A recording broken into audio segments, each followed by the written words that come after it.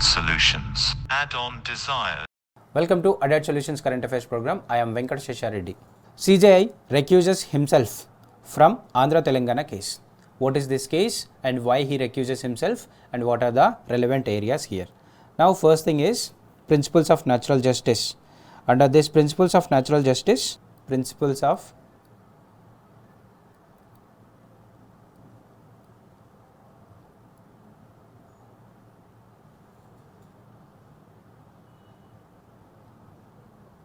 under principles of natural justice, where it evolved in our country, that is when Maneka Gandhi case has come in front of the Supreme Court, this from due procedure to due process of law, it has been turned, and this principles of natural justice also started evolving from this area. Now here under these principles of natural justice, what happens is, any judge who is hearing the case, maybe directly or indirectly they are involved or their family members involved as a jurist, either a contender or maybe as the one of the party who is getting benefited or maybe getting affected because of this, then there may be all possibility that these people may tend to subject to emotions, or maybe that may the result of this case may be getting affected because of their direct or indirect involvement. That is the reason why, to keep it non-partisan, what this jurist will do, they will be recusing themselves whenever there are cases that are having some direct or indirect relation with the cases. Now what is this CJI Ramana is subjected to? CJI Ramana is from Telugu states only, and he is from this area where there may be all possibility of this person subject to some emotion or maybe deviance from the rationality. And what is the issue here? The water sharing between Andhra Pradesh and Telangana.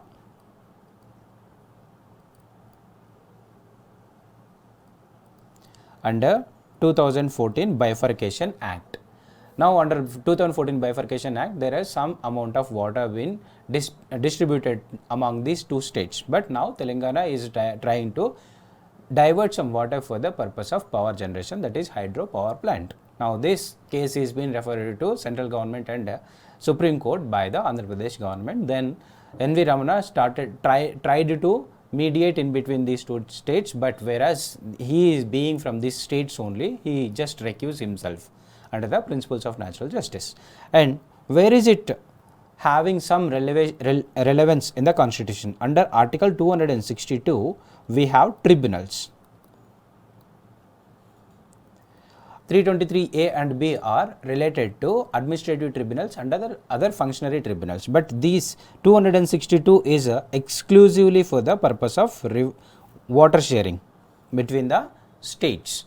Now under this, central government can establish any tribunal whenever there are some issues among the states in relation with the sharing of water. There are Godavari Tribunal, Krishna Water Board is there, many different boards are there. Now these people will be like from each state there will be representation, and any person who is not having any relation with this will be heading this, and they will be solving the problems amicably. The next one is INS Vikrant is going to be joining in India's naval fleet next year, later part of the next year. What is this importance and why are we have some interest in this area? This is been indigenously developed by our own country with the all technology, or most of the technology belong to our own country. That is the reason why it is important, and it is being the first indigenously developed aircraft carrier. That is the most important area.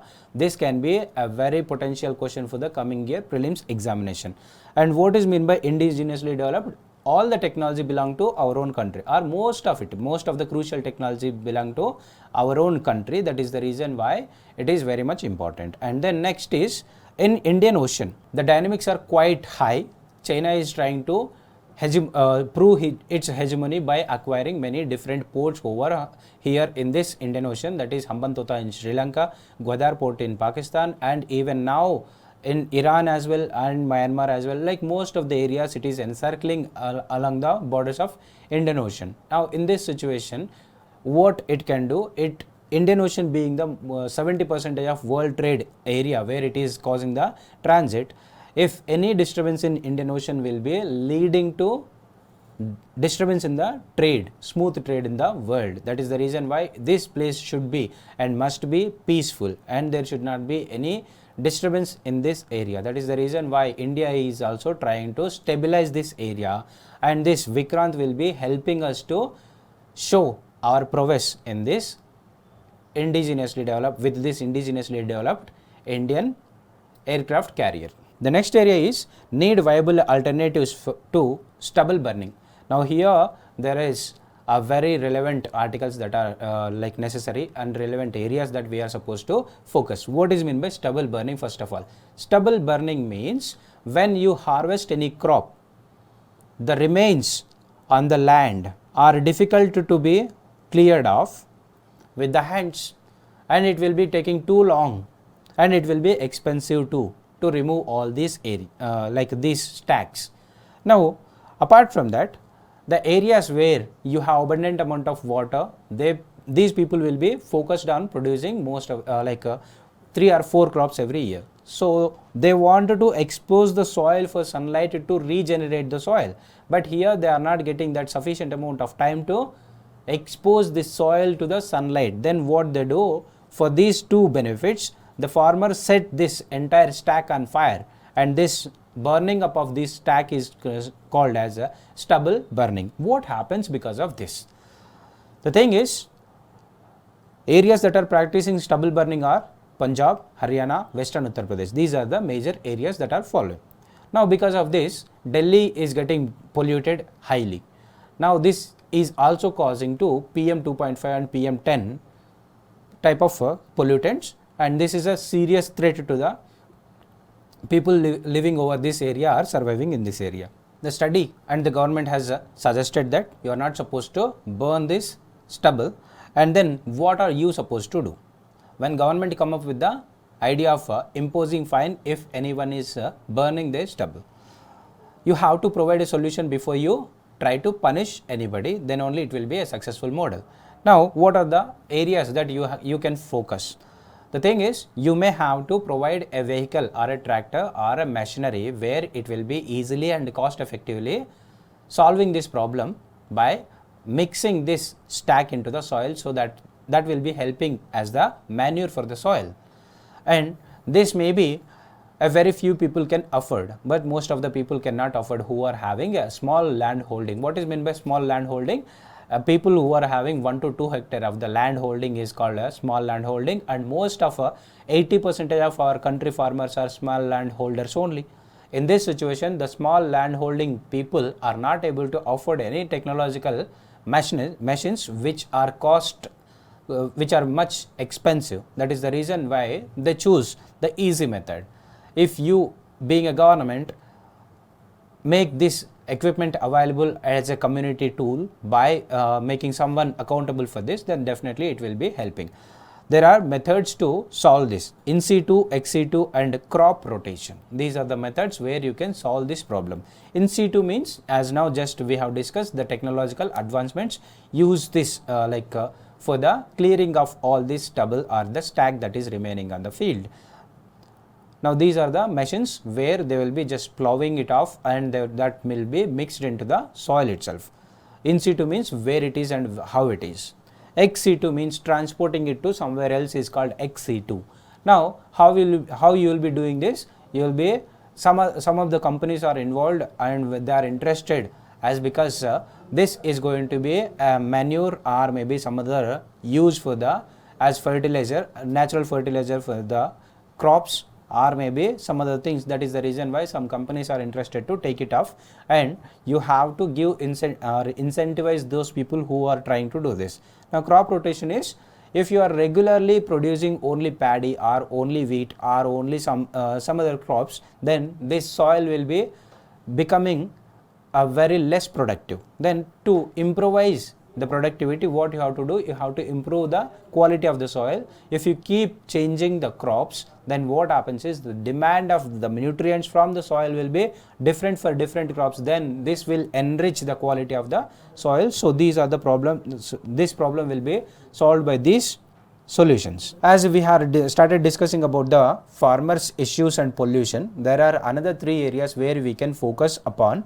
The 3 farm bills that recently brought, which caused a stir in the country and Western Uttar Pradesh, Punjab and Haryana specifically. Now, what are those bills? The Farmers Produce Trade and Commerce Promotion and Facilitation Bill 2020, the Farmers Empowerment and Protection Agreement of Price Assurance and Farm Services Bill 2020, Essential Commodities Amendment Bill 2020. Now, in these three areas, what are the issues that farmers are having? The farmers are having issue of they may be start losing the minimum support price. What is a minimum support price? Minimum support price is the price where if nobody is offering such amount of cost to the farmer in market, then government will pay such price as it is predeterminedly announced by the Cabinet Committee of Economic Affairs. Now these people will decide some price for the crop even well advanced. Now the farmers can be selling this goods, that may be wheat, rice or sugar or maybe some other products that are having. This will be sold to government and government will procure them. And what the government will do, under Food Corporation of India, the government will be procuring and also distributing to the people who are needy in the form of PDS. Now as this trying to deviate from this area, then farmers are having some doubts. Why they got doubts?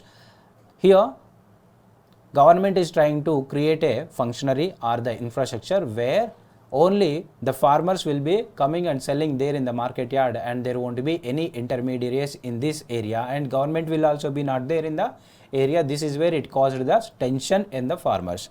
And other thing is Essential Commodities Amendment Bill is trying to lift off all the ban that is imposed on the limit of goods that they can store over a period of time. That may be causing artificial shortage or maybe some other problems in the market. And the farmers empowerment and protection, this is related with contract farming. Now initially contract farming may prove good for the farmers, but later it may turn into a necessary evil in our country. Again, that may be leading to corporatization and then that may be causing to the new type of colonization. Now under all these things, what are the other issues that we are having in the farm sector? Most of the population, that is even till today 55% of India's population is directly or indirectly dependent upon the farming activity only. And the next thing is infrastructure in the farming is not effective. What is the infrastructure that you need? From the farm gate to the market, there are many middlemen who are exploiting the farmers, and road infrastructure, that is transportation infrastructure, is not much effective, so that it is getting delayed and the crop is getting wasted. And the other thing is we are not having sufficient amount of godowns or the silos to store or safeguard the crop that we produce. Then whenever you harvest any crop, as bulk amount of the grain will be coming in a very short period of time, definitely in this like harvesting season, the cost of the crop will be definitely lesser. If you have sufficient amount of areas, godowns where you can store all the grain, then definitely you can better bargain for the same goods. Then the farmer will be getting benefited. But we are having lack in this area, so it is better to improvise these areas where infrastructure development from the farm gate to the market, and also facilities that you can store easily and you can get a certificate from here, and for the bank you can submit this certificate to the bank. Already we are having this scheme, but we are not having enough infrastructure under this area. So betterment of infrastructure and connectivity will be solving the things better. The next thing is no fundamental right to strike. Recently when government thought of creating ordnance factories, essential services, where these ordnance factories, the employees are not supposed to go on strike, form unions, etc, etc, etc. Why is it so? Because under Article 33, the people who are serving the nation under the essential services like army, police and other areas are not having any fundamental right to form a union and go on strike, where it is under Article 19 for all the common citizens that are there in the country, and even for aliens are also there. but it is not available for the people who are serving under the essential commodities or maybe essential services. Now government has brought like these areas. There are two cases where even the judiciary is supporting this area. TK Rangarajan versus Government of Tamil Nadu and Delhi Police versus Union of India. Under these two conditions, Supreme Court has given that the people who are working under the essential services are not having this right to formation of unions or the go on strike. Right to Education Act, entitlements to be paid through cash transfers. Nowadays, DBT, direct benefit transfers, are on the rise, and this is one another area where these benefits will be transferred to the people who are entitled under the Right to Education Act. What is Right to Education Act? This is compulsory education for the people who are in the age of 6 and 14. Age appropriate class will be admitted into the classroom. This was once upon a time, before 2002, it was a directive principle, and then from 2002 it became a fundamental right under Article 21A by the 86th Amendment Act. What was the purpose? What was the reason behind this? The reason was simple, that to increase the enrollment ratio and also to increase the literacy rate, to maintain the attendance rate, and all these areas, to improvise the overall education sphere in our country. We have brought this Right to Education Act, and we have provided 25% of seats to be reserved even in the corporate schools or the private schools for the people who are under weaker section, so that there won't be any issues in the society. But this has caused a different issue where all the people who are going to these schools are having a very different kind of socio-economic situations, and people who are coming from the downtrodden societies are not able to cope up with those people. Then that is causing a mental stigma. And apart from that, another thing is, not all the states are implementing this area effectively, though most of the provisions are implemented properly, as there should be a school in the very closer areas, and you don't need to have a document to admit the student into those age appropriate class. Age appropriate class means, let us assume the kid is of 7 years age and who has never been to school. You are not supposed to join this student into the first standard, and you are supposed to join this student under the second grade, and that is how it is to be. And even if the migrated laborers may not be able to carry all the documents, so when you are not even having the document of the child, then also you are supposed to admit, and you are not supposed to deny any student to enter into the school into age appropriate class. And there is no the management or the school is not supposed to send the student back on the basis of poor performance. So these are the criteria where we have under Right to Education Act. And now the government is decided to transfer all those emoluments affording to school uniform, books, etc. will be directly transferred to the students' accounts. Thank you. Addod Solutions. Add-on Desires.